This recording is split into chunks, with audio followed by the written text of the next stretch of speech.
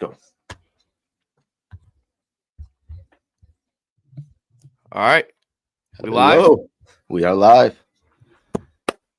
Let's go. Ladies and gentlemen, thank you for tuning in. Saturdays with Crunch Time. I am Caleb Czarnik. I'm joined here by Michael Gentry. Mike, you were missed last week. You left me with Jeff and Booner.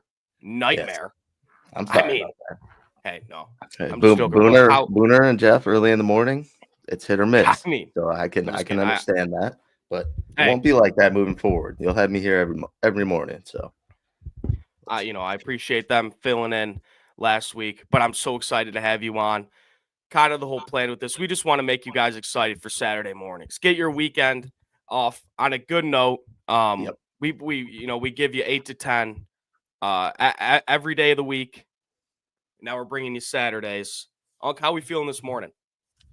Hey, it was a little rough morning, little rough getting up, but when we have a full slate like we do to talk about, we got Pistons, Red Wings, Tigers, and then we get to talk about the big game Sunday night in the Den, the Lions versus Vikings, which I'm excited to talk about. I mean, I'm a little nervous, I will admit, but I mean, it's going to be a great game. Feels like a playoff game already, like kind of leading up to it, like waiting the whole week. It's got that kind of playoff sense to it, but oh man, I'm hyped. We're gonna have a good show here, chat. Thanks for joining us early in the Saturday, spending your Saturday morning with us. So we appreciate it. Yeah, man, we got a packed show today. Another thing we want to really push on this show is we're gonna cover all the sports. We're gonna cover Pistons, Wings, Tigers, Lions. Packed show today. A lot going on, kind of for all those teams. We'll start with your team, Detroit Red Wings. 3-game win streak. They're hot. They're rolling right now. 5-4 win over Columbus on, was that Thursday? Yes. Thursday, 5-4 win in Columbus. 3-1 under Todd McClellan after firing Lalonde. What's changed? What's changed under McClellan? What's the vibe in that locker room?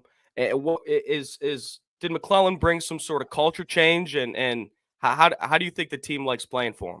I mean, I would say like right now, it's kind of like you can see that the team's having fun again, and you're seeing energy on both ends. Obviously, defensively, within the past like month and a half, they have been the worst team defensively. And then you've even seen it kind of leak into their offense, where usually like to the start of the season, it was only like their top 6 really producing. And now you kind of seen them go in a slump. Dylan Larkin, like 14 goals or 14 games or whatever it was without a goal. And then he finally notches one and kind of gets back on the hump. But now like you're seeing it throughout the whole lineup. You're seeing production from your bottom 6. You're seeing random guys, Jonathan Berggren, 2 goals in the last 4. So you're seeing multiple guys step up. And you're seeing energy on the defensive end. You're seeing them actually look like they want to play hockey. I mean, I know he had that famous line a couple weeks ago, or 2 weeks ago at practice, play fucking hockey. You've been doing it your whole lives. And it seems like something as simple as that kind of like fired them up and like stuck them up. And at the end of the day, this is what like the Red Wings team really needed. You could tell that there was just some sort of change. Obviously, it had to stem from the top. They did not like playing for Coach Lalonde anymore.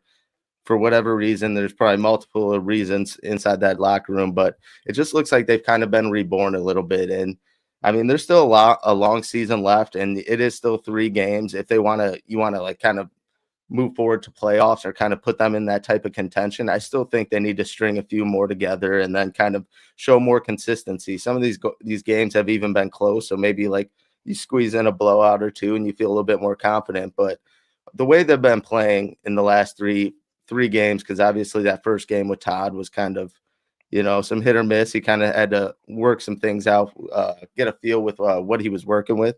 But these last 3 games, the team has looked totally reborn, and they look hyped. They look like they like playing hockey again.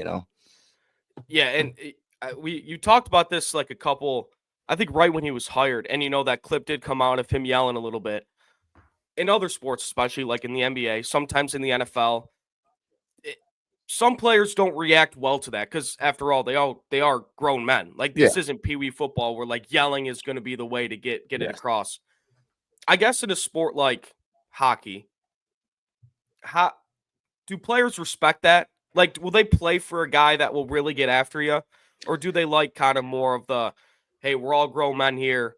Like, let's let's be real with each other. You don't need to yell at me to get it across. Or is that No, I think there is a little bit of both, and there's like a median to it. But at the end of the day, I think players do like a coach that can get them fired up, hold them accountable, and I think that was the biggest thing. I don't think they were really held accountable for anything as far as this whole season goes. It was kind of just like, hey, show up, and you win, you lose, it's whatever. Wipe the slate clean, and start over tomorrow. Nothing was really bleeding into the next day. So I think Todd, he's kind of an old school coach. He's coached great teams before. No, like he's been around, he won a Stanley Cup here coaching as an assistant coach with the Red Wings. He knows Stevie Y. He knows what a winning culture is and what like you have to be as far as a team goes. And I think the players kind of understand that. And not that Derek Lalonde wasn't experienced. He just never really had experience at the NHL level in coaching and had the experience that even some of the players did. Like he won cups obviously as an assistant with Tampa Bay, but there's just levels to it. And I think that Todd has a kind of a certain level of respect throughout that locker room that it was just granted the second he walked in the door. Yeah, love it. And we got a comment here, Steve O'Baby. Caleb, I hope the Steve Yzerman hate goes away because people wanted Steve Yzerman fired, and look what he did, took action and made a move. That's the stuff I love out of a front office. And you know what? This kind of like correlates with, and it's really hard for me to give a guy like it, it's gonna, I hope Boone's not watching this. It's gonna put a knot in my stomach even saying this, but like that's why I give credit to a guy like Tom Gores, because that's a big contract to eat with Monty Williams. Yes. I love that shit out of front office. That's a big move for Stevie Y to kind of look at his team and be like, pretty sure I put a good team on the ice here for Lalonde. And, I got to do something here. But, at the end of the day, I think you could agree, Mike, that if things don't change, it looks like they are, but if things don't change, Stevie Y is going to have to hold himself accountable. Yeah, I think he kind of did in a sense to where he, in his press conference, he said he didn't believe this team was a cup contender, but he believed they were a wild card contender. And if obviously they were not playing at, wild card contender-esque. So he did make that move. But I think he has kind of sort of taken, I don't know, I wouldn't say he hasn't taken really blame as far as the roster construction goes, because some of these contracts that he has given out, I mean, some of them are like 2-3 years removed now, but some of those contracts of those guys are really what's kind of bringing this team down in a sense. Some of those guys not producing and you not being able to fill the void with those contracts, or you not being able to bring up a young player because you have those contracts. So I think maybe some change in the roster moving forward in the deadline, maybe into next year, you kind of start seeing more young players and you kind of see offloading some of these contracts, some of these guys that aren't producing, kind of shore up the roster. That will kind of, show a little bit more accountability out of Steve. But 100% firing the coach at the time he did it, I was on goddamn Christmas. But, I mean, he did it at the perfect time. And it looks like these guys have, they've taken some steps forward from it, obviously. Yeah, well, I know you mentioned it a little bit. And like you said, Stevie Y kind of just said it, like he doesn't think this team's like a cup contender by any means, but they're definitely a wild card team. Wings 16-18, 36 points. Are the playoffs a possibility for the Wings? I know there's a lot of season left, but how much ground do they have to make up, and what's going to have to happen for them to be in the postseason? Honestly, I think I've seen a tweet from the Grindline Pod, those guys, and they said if they I agreed with what they said in the tweet. Like if they string together like a 6-game win streak or like something like that, you get 12 points, 10 points in a stretch, that kind of immediately bumps you in there. But as far as like the roster goes, I think they still have to make some moves if they want to be there. I think they can, if they go on some sort of win streak and they kind of get back in contention, they're still going to need a couple pieces like mismatched out, to kind of get over that hump, I think. But I think this is definitely a start. And I think they will probably be right outside of it unless they do make those moves. That's just my opinion. I think they'll start to play contending hockey and you'll see some bright things, but ultimately fall short. I still think they need to shore up some defensemen. I don't think Seider and Edvinsson are going to be able to. Ben Sherratt been playing pretty well lately. And, other than that, there's still a lot of question marks. Mo Seider, Simon Edvinsson have been kind of carrying this defense pretty much all year. So I don't know if you want to rely on 2 younger guys like that. Maybe you shore up the back end, get a couple vets in there.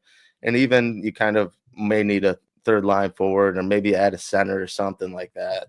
But I think they got a chance. They got to string some wins together. They got to get a bigger win streak. So kind of from what I'm hearing, obviously it depends on like where they are close Yes. to the deadline, but kind of your vibe is like go get someone instead of selling a little bit. That's kind of like go after it. I would like if you're not going after it at that point in time, I would try and package a few of these bad contracts, guys that like vets that are, on expiring contracts and ship them to a playoff team and at least get something back for them. And then kind of maybe bring up some of the younger guys and let them get a spot. That's if you're giving up, but I don't think they'll ever kind of get to that point. So I think there is some pieces that they can move around on this team if they are contending and acquire someone better. And I know in the last couple weeks, months, whatever, they've been in talks with Buffalo and nothing's really came of that. But there's some moves that this team can make to be better if they're contending. They got some pieces they can move around. Maybe I don't think they would be any of those top prospects, the ASP or anything like that. Like you're not giving up one of your goalies in Grand Rapids, nothing like that. But there are some guys in Grand Rapids that would be other teams would like to have in their system, I should say. So I think the Red Wings could do it if they wanted to, if they felt the need to make those moves to get into playoffs. Yeah, and the way the way I look at it is if you want to really start winning games and be a real contender, those players coming into the season that you had, like the Lucas Raymonds, even the Patty Kanes, the Mo Siders, the Dylan Larkins, like those guys, they're gonna have to play like the expectation we set them at. Like they have to play at that level. Yeah. Which players are kind of your X factors where it's like if these guys can really, really play well, like we're gonna roll. Like this team's gonna start winning a lot of games. Well, Mo Seider, on top of things, I think he's still one of the most underrated defensemen in the league. He doesn't even like get put in like those top conversations yet. I don't know, maybe because like there's an offense to his game, but sometimes he doesn't always see that. Sometimes he's just locked down. Like you've seen him the other night, he slides in goal, saves a goal, and then obviously they turn around and end up getting one on the other end of the ice. It's just he does so many things. So you need Mo playing at a high level at all times. And that's what I kind of stressed about getting another defenseman or getting pairs behind them, because the way they run him, I mean, the guy's he's gonna get gassed out eventually in playoffs if you make it there and you run him like that. But then it's Lucas Raymond. He's been playing unreal all year, so he needs to kind of keep that pace up. He's that scoring factor. But Dylan Larkin hasn't had the stretch that we've wanted him to in the last month and a half or so. Obviously, 2 goals in the last 2 games, so he's starting to pick it up under Todd. But that's the best player on your team, probably. All around, he does everything. Dylan, that's your captain. You need Dylan playing at the highest level. And then Patrick Kane too. I mean, he's picked it up. I want to say he's had like 4 goals in the last like 9 or something like that, or he's around there too. So he's a big part of their power play, their special teams. So you want a guy like that playing at obviously the highest level he can be at the age he is at, the injuries he's faced. You want him. So I would say Dylan Larkin and Mo Seider are my 2. Lucas Raymond has just been like this. Since the end of last year, the guy has just skyrocketed. So I would say if any 2 need to like consistently stay there, it's Mo Seider, and then Dylan Larkin kind of needs to pick it up, but we've seen that. So yeah, I mean, from what I've seen, Lucas Raymond is kind of he's close to that star. Yes. Like he's a hit. That guy, he's unbelievable. But another guy that I brought up to you before the show, ASP. I don't want to butcher his name. Axel Sandin. What is it? Pelika. Sorry. Pelika. 17th overall pick in the 2023 draft. The Wings' second-ranked prospect. Toured up in the World Juniors. Defenseman. What do you know about ASP and how soon do you think we see him in a Red Wings uniform? I would say 1 to 2 years, and he's kind of that missing like offensive piece like that we had in the defensive end. Like he's obviously a D-man, but he's so offensive, man. He can bring the puck from one end to the other. He can break the puck out for you. He can shoot in the zone. He can create plays. He can step up and play forward if you wanted to. He's really going to be one of the best players from that draft. Obviously, he's still only like 20 years old. He had like 4. I want to say it was like 4 goals, 5 assists in like 5 games in World Juniors as a defenseman. So he was red hot. He's kind of going to be one of the, like, instantly you insert him on the power play and he's going to make some noise. I think obviously he's smaller and there's still going to be some adjusting as far as playing in the NHL goes. But I think immediately he is going to be a hit. And for the Red Wings, he's going to be immediate impact, no matter if it is next year or if they choose to wait another year or whatever it is, the case may be. ASP, he's the real deal. He's just like those 2 goalies you got in Grand Rapids and Trey Augustine and Sebastian Casa.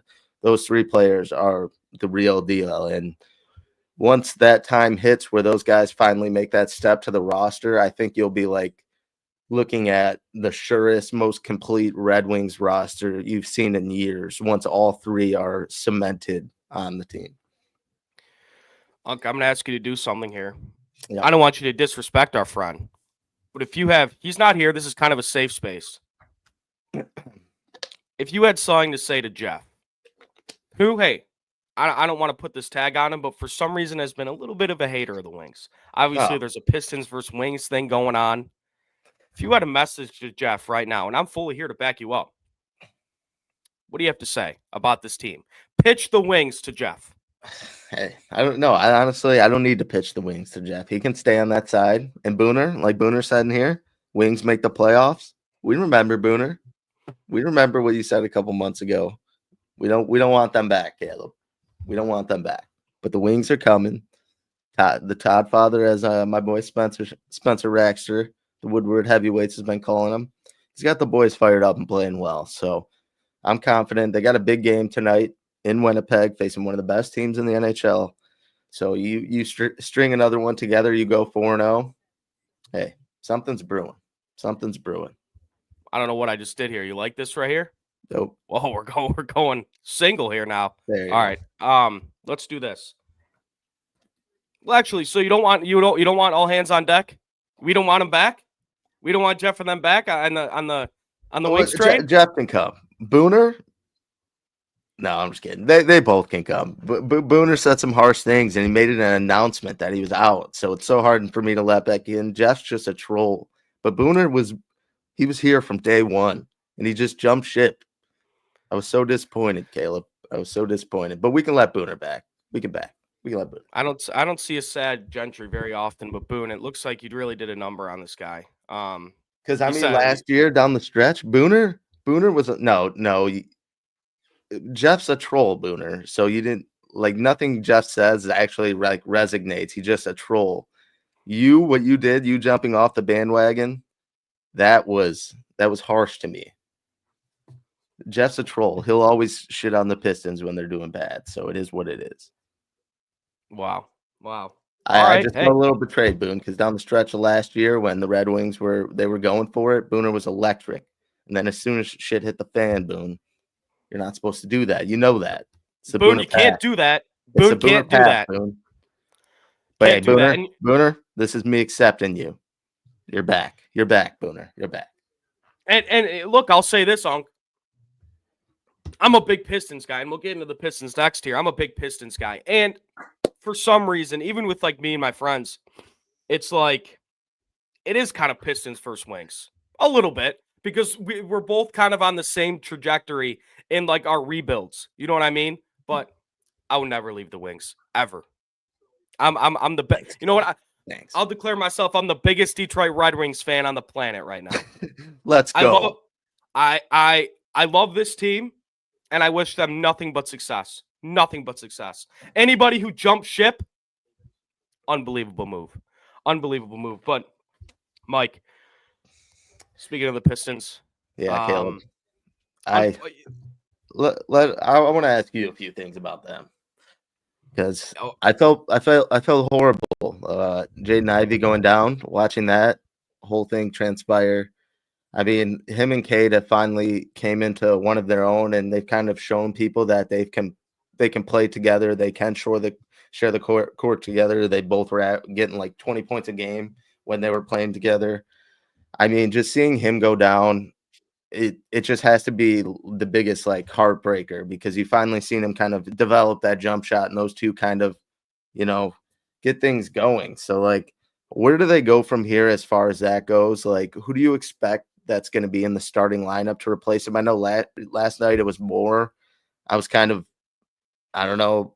I don't know if should be if this is shouldn't wrong. be. Why the hell wasn't asking. Malik Beasley in the starting lineup? But I don't know, like what's going to be the move moving forward? How do they kind of replace Jaden Ivey because he really has had that like breakout season, showing consistency, showing that he can play with Cade. How do they kind of rebound from this? Obviously, they got the win last night playing the Hornets, even though it was a lot closer than you probably expected. The refs were horrible in that game. You can kind of speak on that too, but how do they kind of rebound from that injury? Who do you expect to step up in Jaden Ivey's place?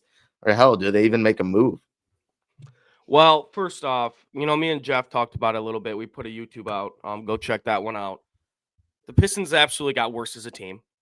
That's pretty glaring. Fact of the matter is, you just lost your second best player for an extended amount of time, so that's really tough. We're talking about Wendell Moore moving to the starting lineup. That wasn't the move I expected. I personally don't think it should be Malik Beasley because the Pistons are top 10 in bench points, and Malik Beasley is a big reason for that. But man, losing Ivy, I mean, he was shooting 40% from behind the arc. I mean, this is a huge loss. You could tell yesterday the energy was off. So, I mean, what are they going to do? That's a tough question. I personally think you need to find a void, and you kind of need to find it soon. You need to find someone to fill the void, and you kind of need to find it soon. And I think that needs to come externally because obviously it's easy to say like, oh, you need Asar Thompson to step up. And these are things I said, but after kind of thinking about it, I'm like, I don't know, they might need more. You know what I mean? So, Reg Wilkes, the Pistons fucking suck. Shut the fuck up, man. 2-game win streak. Goddamn, 16 and 18. All right. Anyway, yeah, like it's easy to say like it's going to come internally, like a step from Asar Thompson, a step from a guy like Marcus Sasser. But I think it's going to have to come externally if you really want to pair Cade with a star. Like if it's a Zach LaVine, I mean, Zach, that's a guy I would like to bring in soon. I mean, he's averaging 22 points. He's shooting like 44% from three. He could handle the basketball. I think he'll complement perfect with Cade. But yeah, just tough injury. What was kind of your first reaction to the Jaden Ivey injury? Like, I just felt terrible for the team. Like, you've seen it all on their faces. You've seen Asar, crying on the bench. You've seen even Cole Anthony shaking up about it. It was just terrible. I mean, I first thought I was just heartbroken for Jaden Ivey having kind of that breakout season, him and Cade, possibly going to be able to reach, the playoffs and whatnot and getting the play in, whatever it is. They were having a good season. Bickerstaff has these guys playing really well. They look like they're excited to play basketball. They look like they, a whole different, team from last year under Monty Williams. You've seen kind of Jaden Ivey get shunned last year and be put in terrible positions that were never, going to help him succeed. And then he was finally put in positions to succeed this year and was doing so well and see him kind of, just go down like that. It kind of like broke my heart for the man, but I was kind of with you on it. Obviously you're going to look for guys to step up and, different guys, Ron Holland, some of these rookies, maybe like Tobias, someone brought it up in the chat. He had a really good game last night. Some more consistency out of Tobias. You can't have these 6, 4, 7-point games out of a starter like that. Even though he is playing some valuable defensive minutes at point in time, you still need him to, score. But I think you're right. I think you are going to have to kind of go out there and you are going to have to acquire someone via trade. I don't know if it's going to be in the likes of like a Jimmy Butler, like the chat's hoping, even though it was plus 3,000 on FanDuel, Caleb. Yeah. Who said that? Who said that in the chat here? There was a few people. I mean, we could hope. I just don't even know what a package would look like on the Pistons, especially if we're talking Jimmy Butler, right? Yeah, there's no way. Keep him as far away from Detroit as humanly possible. At some point, go ahead. He plays in the playoffs. and he plays damn well. But as far as the whole attitude things go, you've kind of seen him move from place to place and place, and that's been a reoccurring problem. So with this young up and coming locker room, I think there is probably better players that you can go out and that would fit better. Maybe like you brought up, like a Zach LaVine, a guy that can score at a good clip. He plays a 2, maybe like a Cam Johnson out of Brooklyn, some of that, like a 3-and-D type guy. I mean, obviously you have a few of those guys accumulating, but can never have too many shooters. And Cam Johnson's been playing really well this season. So, so you're against the whole Jimmy Butler thing, though, huh? I am so out on Jimmy Butler. At some point, you're going to have to point the finger at yourself when you look at. Okay, let's go down the list. Chicago had great years in Chicago. Nice move there on quit the camera. Nice move. That's a veteran move by the kid. That's a veteran move. But you look at Chicago, didn't end well there. Gets out of there, goes to, I believe his next stop was either Philly or Minnesota. Both of those didn't end well. You saw, turmoil in practice, turmoil in the locker room. And now in Miami. Like, it's a reoccurring thing with Jimmy Butler. Don't get me wrong, he's a dog on the court. Like that COVID finals was crazy. Unreal. Crazy run for Jimmy Butler. But me and Jeff kind of talked about it is like, do you really want to bring in how did he explain it? Like, do you really want to bring in a guy that won't take a step back because this is Cade's team? You know what I mean? Like a good example, 4 seconds on the clock. You need to take the last shot. You think Jimmy Butler's giving the ball up to Cade Cunningham? No, he's not. So I think perfect guys for this team. I know Brandon Ingram, he's hurt right now, but that'd be a guy I'd go get. Zach LaVine is a guy I'd go get. But would Jimmy Butler down the stretch, obviously it doesn't have to be every shot he's taking the game winner. He would provide some spacing for Cade, in that game winning shot, because there has been a few times, especially towards the beginning of the season, he's kind of shored that up. But like you've seen him, like he was kind of running out of gas towards the end. So like kind of maybe that another like kind of killer, I guess you could say. Like, you don't think there'd be a little, No, I mean, do you want this in the locker room? That's kind of what I'm asking. Because this is the 4th time this has happened. I've seen this so much on Twitter. We have to go get Jimmy Butler. We have to. I understand he's a good player, but this is a young team that's trying to figure out their identity. And you bring a guy in like Jimmy Butler who's had problems in locker rooms, obviously plays hard, plays great defense. He is aging, so he's not the old Jimmy Butler. He's a great player. 50 million too, or something like that, 40 something. But so does LaVine, but I mean, Yeah, Trey John's kind of thing is picking up contracts. But guys, seriously, when do we get to the point where it's like, point the finger at yourself? You were in you had Joel Embiid on your team, couldn't win. You had in Minnesota, you had Karl Anthony Towns. That was a good team they had, couldn't win. And then you left them all out to dry. And I get it. His time in Miami was great. Is great, I guess. He's probably, suspended. He's probably going to leave. But it's been great. The COVID finals run was impressive. But I don't know. It just doesn't. I'm not a Jimmy Butler guy, especially for the Pistons. Somebody says here, Shift God says Pistons like those mid-average moves. McCollum could be a target. I like CJ McCollum. Didn't he just drop like 40? Drop 50. Yeah, he dropped like 50 or something. But CJ McCollum isn't Jimmy Butler. I get what you're saying. I get what he's saying to that point too. But CJ McCollum can ball. But I don't know. I sorry to interrupt, but like I kind of was deep. Like I clicked on something on my phone, like the Jimmy Butler interview or whatever it was, the post game one, and then like immediately after watching that whole thing, I just got tossed into Heat Twitter, and like their whole fan base was kind of more pissed at Pat Riley and stuff like that for not making a move to kind of address their team to like make them a contender. I mean, they have some players, but like the narrative that I seen kind of on, and this, like I said, this is like a Twitter narrative, fan bases bitch and stuff like that. Who knows what it actually boiled down, but like they never really got the pieces. And then I don't know, like it kind of boiled out from there, and they weren't really as far as mad at Jimmy for this decision, as far as they were mad at Pat Riley for always pushing these players out, no matter if it was Shaq, LeBron. It goes back a little bit, but D Wade, finishing his career not in Miami, obviously had to make 2 other stops. So I don't know. It might be something a little deeper with Pat Riley.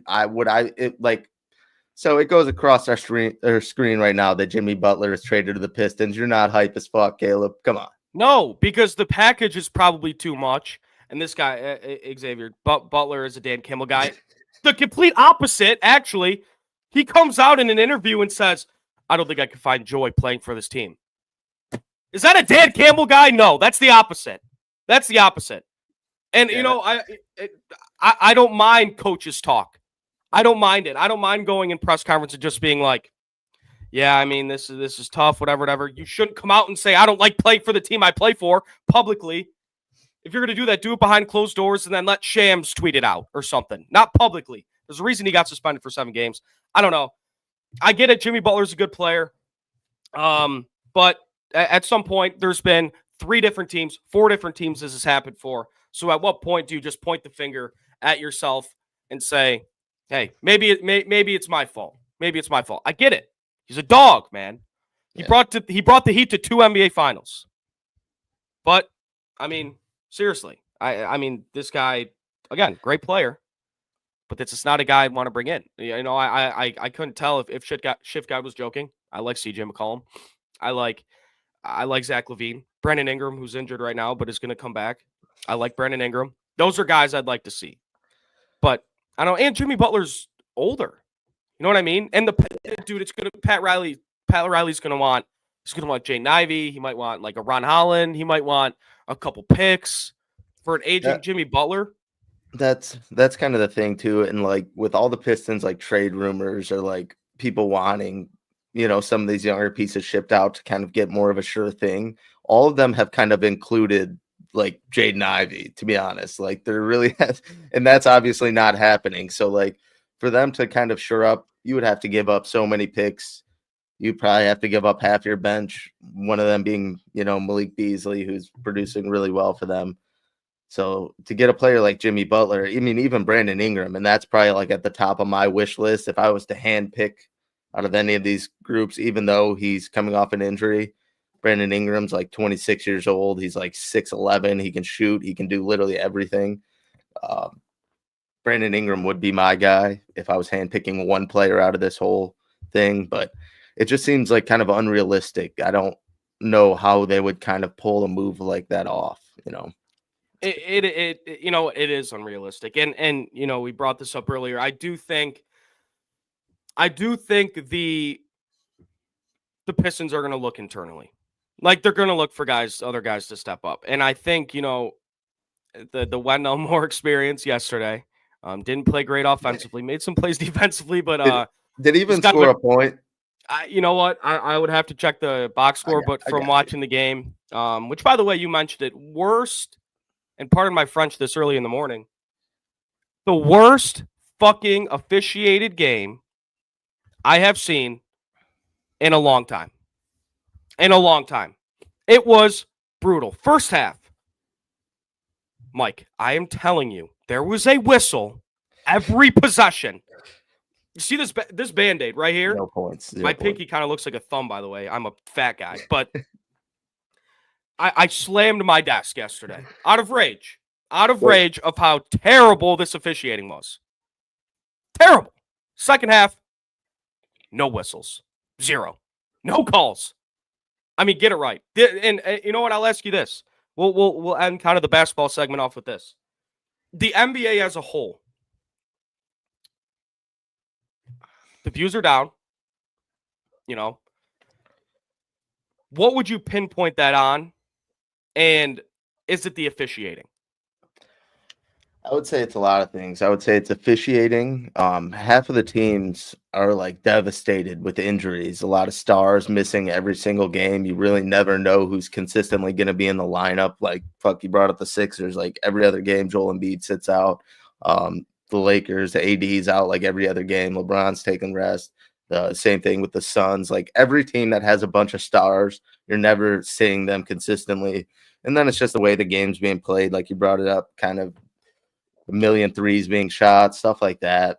I mean, I think obviously once playoff basketball comes around and teams kind of clean it up, you see more competitiveness. You see guys in the lineup every single night.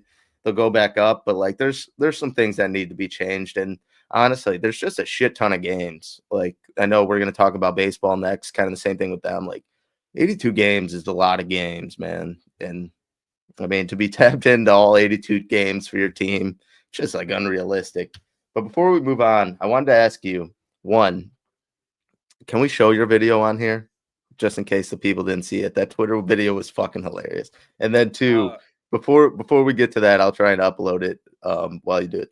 What was like your kind of response after seeing JB Bickerstaff bitch at like his post game and just complain about the refs? Like that had to be the biggest like change of tone as far as like things with the Pistons have gone in the last year. Like, I mean, even with the Red Wings, you would see Derek Malone go up there and kind of, mumble a few things and say, oh, blah, blah, blah. A couple things went our way, blah, blah, blah. I didn't. And then like Monty Williams would just go up there and just be, the Pistons could get bent over by the refs and he wouldn't say a goddamn thing. So like, how was that like kind of change of pace seeing that? Because that kind of got me fired up a little bit. Yeah, well, we saw last year, like even with Monty, I believe it was we lost to the Magic last year, and Monty did come out, and it was really the only time he complained about the refs. Every time there was a bad call or a missed call in the games, he would always just sit there with his arms crossed.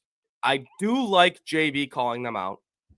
He did get a tech, by the way, yesterday, complaining to the refs. I do like it. I like him standing up for his players, but like, I don't want that to get ingrained in all of the Pistons players. You know what I mean? Like, obviously, there's going to be missed calls and everything, but you see it with like guys like Joel Embiid. Like, a lot of people don't like Joel Embiid because after every shot, he's putting his arms up and like foul baiting and stuff. But I mean, I do like JB sticking up for his players. I think that shows, that he loves his guys. He's going to stand up for his guys at all times. And that's something we didn't see from Monty Williams because, like I said, he was sitting there arms crossed all year last year when there was terrible officiating. And, dude, it's always against the Pistons. It's crazy. I'm not even just saying that because I'm a Pistons fan, but it seems like the Pistons don't get a whistle and they have the worst whistle in the NBA. It's so bizarre to me. It's crazy. But to answer your question, I do like him standing up for his players. I do, because that game yesterday was brutal. I got an injury because of it. Brutal. Yeah, you're probable for tonight, questionable, whatever. Questionable. Yeah, but I mean, even kind of, we'll end on that, but like even kind of this year, you've kind of seen Cade start to get like those star type calls, but like not to the certain extent that like you even see some like mid players on the other team getting more calls than Cade, which it's disappointing. But all right, we'll move on. We'll talk about your Tigers. You got the hat on, Caleb. We're going to talk about them. As of right now, obviously, you go out, you sign Cobb, you get Gleyber Torres, a few other sure ends. Do you think that they have, like, with this current roster, do you think they have what it takes to kind of repeat the success they had from last year? Because, like me, I love a lot of the young talent that they do have, but banking on that and not really adding any, like, sure things as far as bats goes and really too much with the pitching staff. I don't want to go into next season hoping on another miracle. I think you still need to add sure things. Like, yes, Riley Green I think is going to take another step forward and be great. You hope Colt Keith, even being moved around, he's going to be great. You hope Trey Sweeney, you hope Gleyber Torres, you hope Kerry Carpenter can stay healthy no matter where he's slotted. Obviously, he's only going to be playing, some of the time, but you hope all these guys can take steps forward. But in Parker Meadows being one, my favorite Tiger, he's going to be unreal this year. But anyways, do you think like with this team they can, go on that kind of historic run and like kind of keep up that tempo? Like Weezy D said, the division loaded. I mean, there's teams are getting better, and it always seems like the Red Wings, the Tigers are always at the slowest pace to that. Like they get the slim pickings of what's out there. They just pick up the scraps. And I think with the roster you have right now, you have so much young talent. You add some sure things around them, and you see what you really have. Like, I mean, the Alex Bregman, I'm sure we're going to talk about it. Like, there's guys out there that can make this roster more deadly. And I think there's guys that you insert on this roster that give your young guys more confidence and they take them to the next level. And you have the best pitcher in the game in Tariq Skubal. Get him some guys around him. You know, you don't want to be what was it called? Pitching chaos. You don't want to be going through shit like that. Like, even though it worked, you don't want to be banking on stuff like that. You don't want to be banking on miracles. So just what's your thoughts on that? The whole, could they repeat success with this, team roster as it is? Obviously, they would add a few more things. Who knows what it will be, but yeah. Well, to start this off season, Scott Harris came out and said that we're going to do our progression internally, obviously add some pieces externally. Alex Bregman was never really in the conversation to start the year after those comments, but then things started to heat up with him. We'll get into that in a minute. I mean, look, Mike, you might sit down with AJ Hinch, glass of whiskey, and you might say, hey, man, be real with me. With this roster we have right now, are we going back to the playoffs? Like, same roster as last year. We had Glaber. We had Alex Cobb. Are we going back to the playoffs? He might laugh and tell you no. He might say that was the biggest miracle in baseball history that the Tigers made the playoffs. However, there will be progression out of guys. Parker Meadows is one that you brought up, and I will defend Parker Meadows until the day I die. That guy is going to be a superstar. Mike, I'm telling you, if this guy can put it together at the plate, he's going to be a top 10 outfielder in baseball. He will be a top. Go ahead. I'm sorry, I don't mean to cut you off. My favorite thing is when you get a fly ball anywhere in the outfield and Parker's out there and he's calling off the left or right fielder from fucking miles away because he's got it. Like, everything's in play with him. But go on. Dude, no, he is unbelievable. He's going to be a perennial Gold Glove player. And if he could, I said this last episode, if he could just give us I know this is a great season, but if he can give us a 760s to 780 OPS season, this guy, he's going to be the center fielder for the Detroit Tigers for a long time. But then there's other guys. You look at, Riley Green, who had an all-star season last year, but he's going to have to step it up big time. Because there were times, he was a non-factor. In the playoffs, he was a non-factor, right? Like he wasn't the Riley Green that we saw in the middle of the season and the beginning of the season last year. Yeah. But I think what Tariq Skubal did for this Tigers is he made Scott Harris and Chris Ilitch speed up the process of this whole rebuild, because he's kind of sitting there like, hey, I'm the best fucking pitcher on the planet. Are you not going to put together a roster around me that's going to be able to compete so I can go pitch in October? Yeah. So, and that's one thing I want done. I want a Skubal extension done pretty soon here. But yeah, I think that's a great question. Do I think the Tigers can repeat their success with what they have now?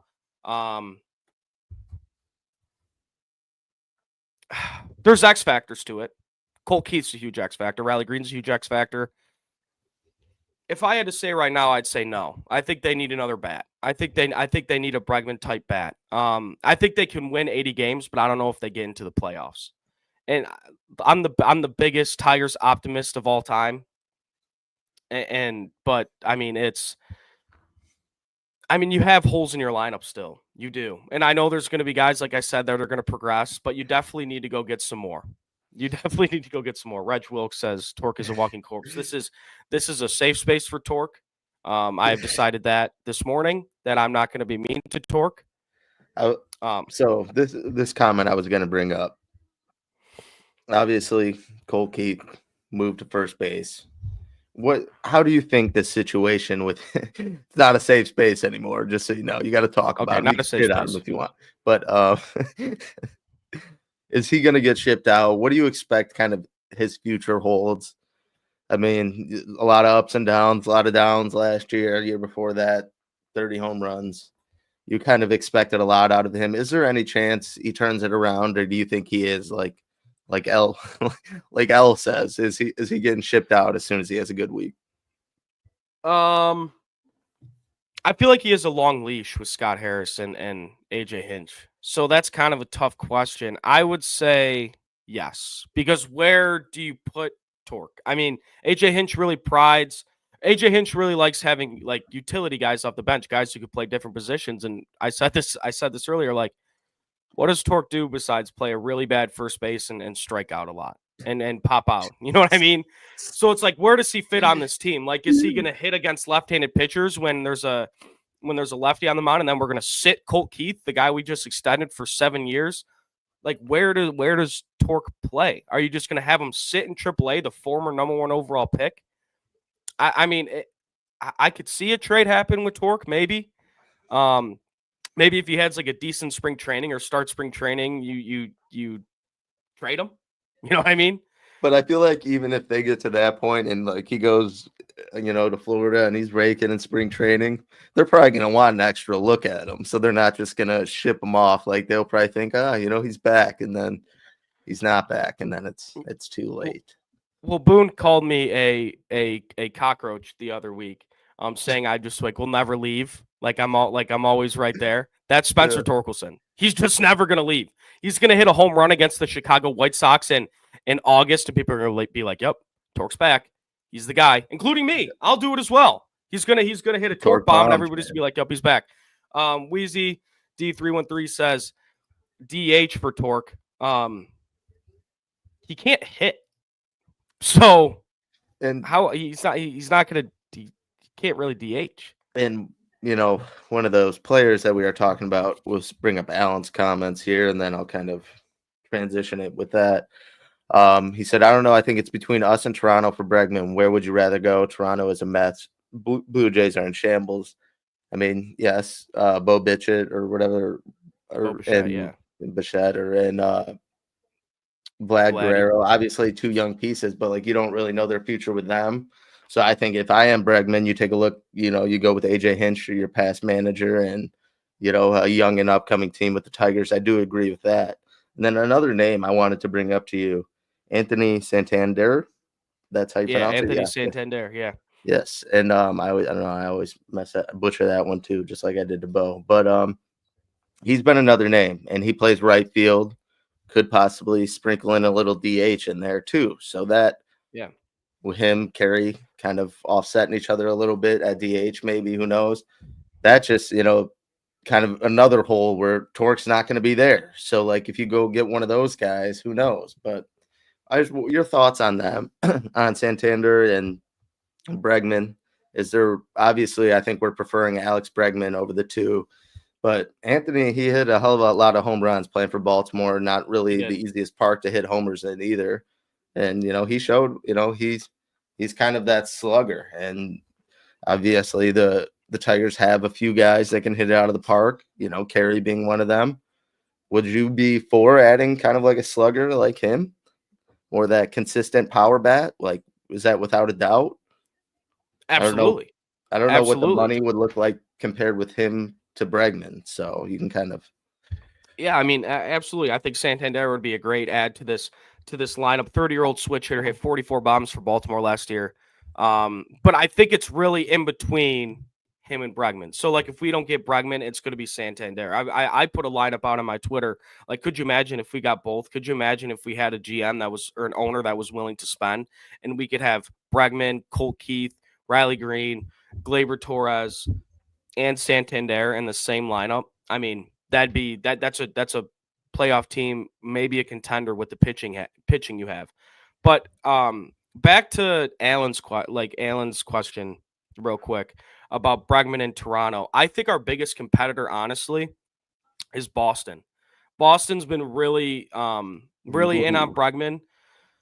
I think what they would do is, I mean, Bregman could move to second base for them, but maybe like, I know Rafi Devers says he doesn't want to move to first. But I mean, if they get Bregman and Bregman wants to play first, Rafi's going to have to move to first, and then they trade Casas. So I believe Boston is our biggest competitor. Toronto, I don't know. They were in on Juan Soto.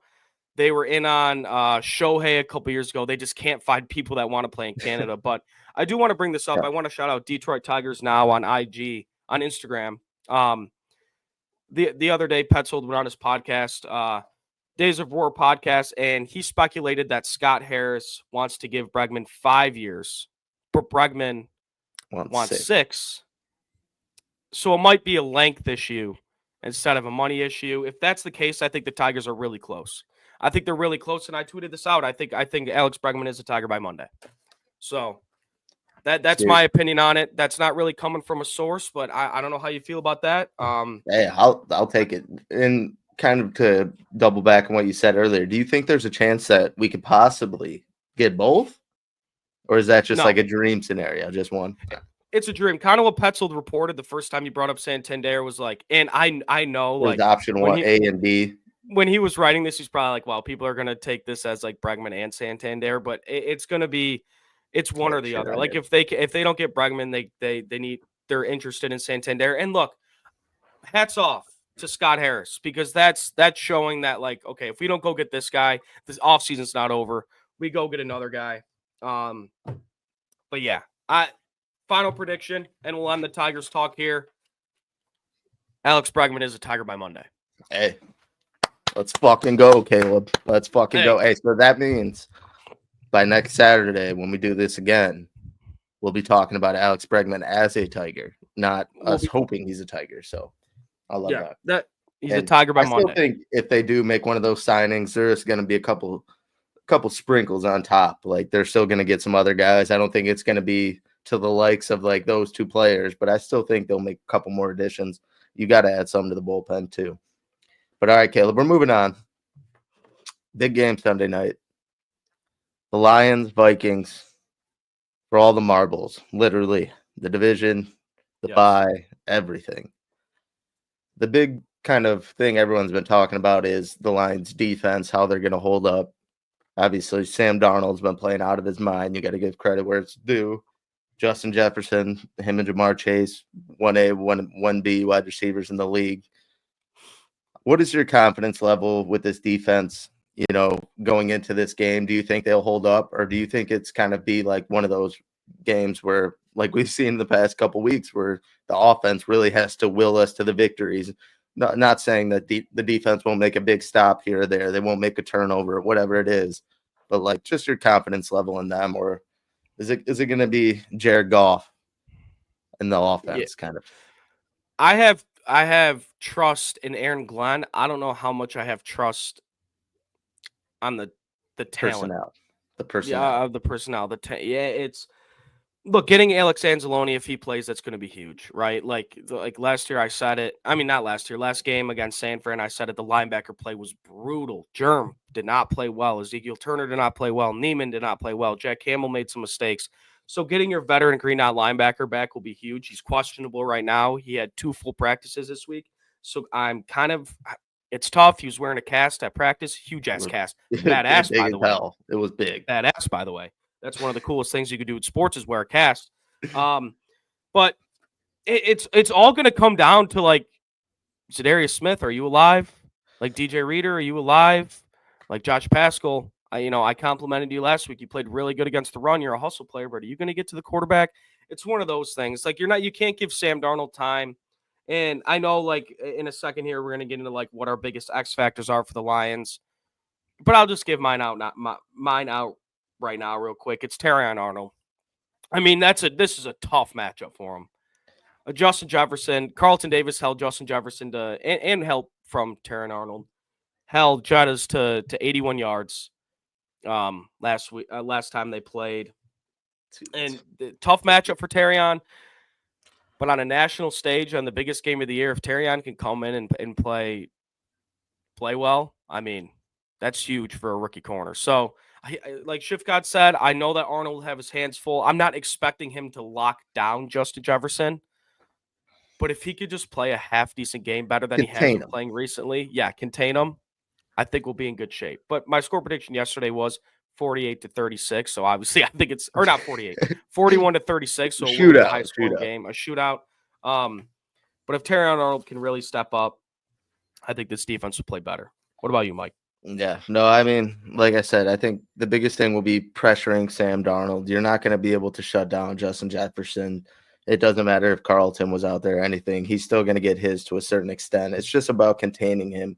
I was going to do Terrion as well, but I'm going to switch it up a little bit because you brought him up, and I liked it's going to be a revenge game. And a guy that's been absent, the past couple of weeks, he's been getting a lot of questions from the Lions fans. And it's the addition is Zadarius Smith. Facing your old team, you need to show up. Obviously the snap count's been a little limited the past couple of weeks, been up, down, whatever the case may be. He needs to have a big game. He needs to be in the forefront. DJ Reader, he brought up, this defensive line needs to put pressure on Sam Darnold. And obviously AG is going to be sending all sorts of blitzes, no matter if it's Brian Branch, if it's Iffy. People are going to be getting to the quarterback. But Zadarius Smith, you were brought here for a reason. There's no bigger time than you to step up than playing your old team. Get the Den Rock and Zadarius Smith. I think he's like, I want to say he's like 2 sacks from an incentive or a sack and a half. Obviously, that's great. It's a lot. But either way, if he just gets to the quarterback and causes pressure, he needs to have one of those Zadarius Smith games that we seen when he was first added. And I see some people, Jack Campbell brought up Chris Bird, Jack Campbell versus Hawk and Aaron Jones. That's a very good one.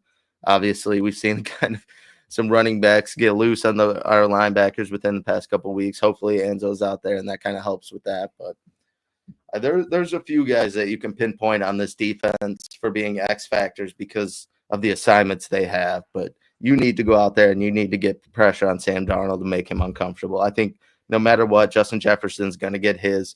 Terry and Arnold, do the best you can. Contain him. He's going to get his. It's not, don't get down on yourself when he makes this crazy ass catch or he gets a little bit open. He is the best wide receiver in the league for a reason, him and Jamar Chase. So I'm going Zadarius. Show up, Zadarius. And this kind of goes with Zadarius, but like you're just going to need like your best players to make plays, create turnovers, your Kirby Josephs, your Brian Branch, your Zadarius Smith, even your Anzos, your Jack Campbells. You're going to need those guys to really step up. I mean, your playmakers have to make plays, especially against a team like Minnesota, who has a lot of big plays, and the Lions like to give up a lot of big plays. So those guys are really going to have to step up.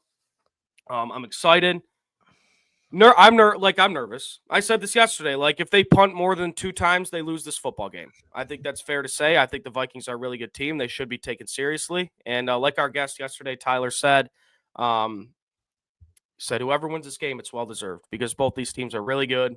And, it sucks that this is the way it's going to have to, happen. 2 14-win teams, potentially one of them being the 5 seed. I've never seen anything like this in the NFL. But hey, it just adds for the excitement for tomorrow. Like I said, nervous, not scared. You'll never catch me scared. No, not scared. Especially against a person from Minnesota. Not scared. It kind of had not the Tampa Bay game, but the LA Rams game. I don't know why. It kind of just feels on that wavelength for me. Like, I don't know. You kind of knew what Stafford could do, and you kind of knew our weaknesses going into that game and what Stafford was capable of.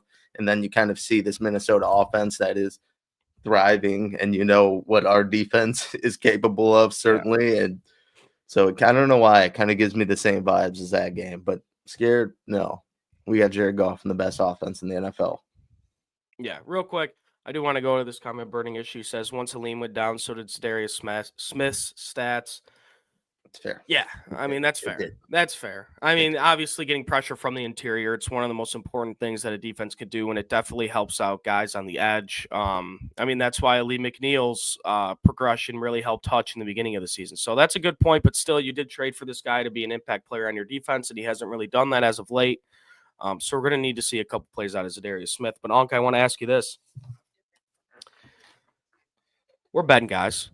And I'm sure a little bit, once we get more in tune with the show, add more segments, we're going to get some gambling content in there. Oh, yes. And we'll get one in real quick. Favorite prop bet for Sunday Night Football, Detroit Lions, Minnesota Vikings. All right. So I'm going with none other than the Sun God. Amon-Ra St. Brown, 6.5 catches. And I know we're kind of on the same wavelength, but I'm going to go Jahmyr Gibbs, 87.5 rushing too. I still think Jahmyr Gibbs at home. Shit. just like last game, even when he kind of had those struggles, he got that breakout run towards the end of, obviously it was the last drive for them. He's going to get that. I think Jahmyr Gibbs has a big game. Obviously, Craig Reynolds a little banged up too. I just can't see them relying on too much other, and anyone else really in the backfield other than Jahmyr Gibbs in this game with how high the stakes are for this game. So Jahmyr Gibbs, I think, gets 87.5. I don't know if it might have went down either way. And then Amon-Ra's getting 7 catches. Jared Goff's favorite target. The chemistry between them, like I said, the stakes of this game couldn't be higher. I mean, those two will get it done. Their connection is going to be on point. So, I like those, by the way. I'm going to take both of those. But before Reggie Wilkins says, JMO anytime, that probably will be on my card. The Lions do like to give up big. The Tigers. What am I saying, Mike? The Vikings. Yeah. The Vikings gave up a lot of big plays. But I do think they're going to make an effort to contain Jameson Williams this week, and that means Amon-Ra St. Brown is going to eat over 77.5 yards. I know you have his catches. Little Saturday morning with crunch time parlay here. Why don't we go Amon-Ra catches, Amon-Ra yards, Amon-Ra touchdown. 77.5 yards for Amon-Ra St. Brown is my favorite. I also like Jared Goff. Let me recheck the line. I believe it is 279.5.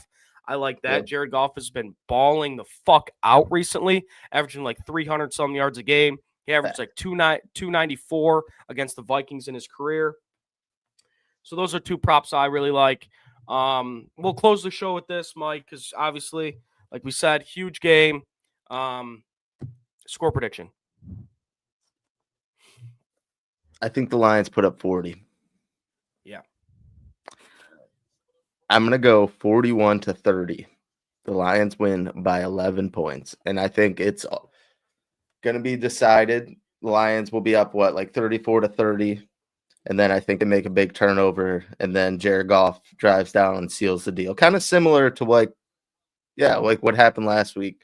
I don't even remember what the final score was in that San Fran game. But kind of similar to last week. They get that TD and cap it off.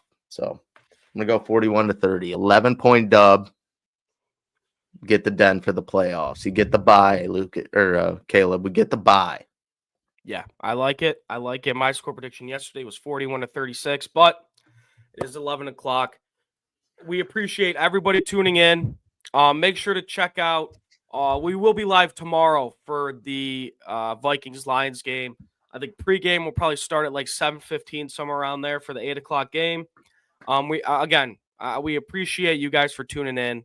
We're gonna keep getting better. We're gonna make your Saturdays your favorite day of the week. Make sure to tune in every single Saturday, 10 to 11, and then every day, every weekday, 11 to 10 for the other boys, Jeff, Booner, and Jeff, Booner, and Lucas.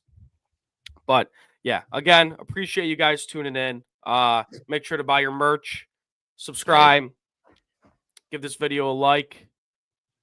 And, hey, we'll see you guys tomorrow. Have a Saturday. We'll see you next time. Have a Saturday.